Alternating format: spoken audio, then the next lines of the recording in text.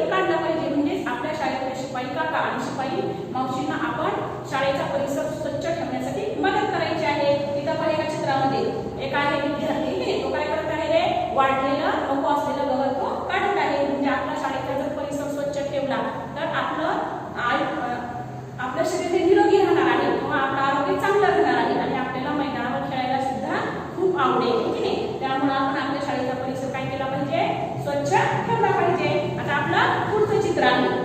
पुढचं चित्र कुठलं आहे? आपला घर परिसर. आता आपण काय करतो रे?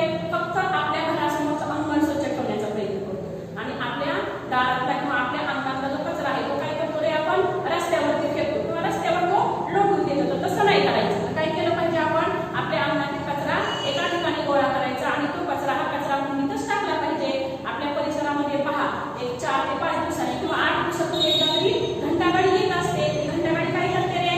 आपल्या घरातील आणि आपल्या घर परिसराजवळ असणारा कचरा घेऊन जाते. तो कचरा आपण साठवून ठेवायचा आणि ज्या वेळेस ही घंटागाडी येणार आहे त्यावेळेस मात्र त्या घंटागाडीमध्ये आपण कचरा टाकला पाहिजे आणि आपल्या परिसरामध्ये आपण म्हणजे आपला जो घराचा परिसर आहे तो आपण स्वच्छ ठेवला पाहिजे. आता या चित्रामध्ये एक सफाई कामगार आहे, ठीक आहे, दिसले की नाही? त्यांनी त्यांचा गणवेश घातलेला आहे. त्यांच्यासोबत इतर काका लोक आहेत आणि ते काय करत आहेत रे?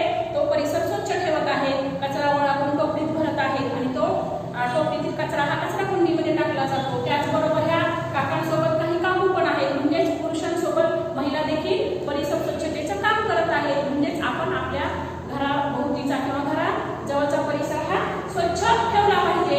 आता आपण बागेमध्ये जातो, ठीक आहे, बागेमध्ये गेले की आपण भेळ घेऊन जाणं किंवा बिस्किट पुडा किंवा आईस्क्रीम खातो आपण आणि त्याचा कचरा आपण कुठेही टाकतो. तर तसं केलं पाहिजे का रे?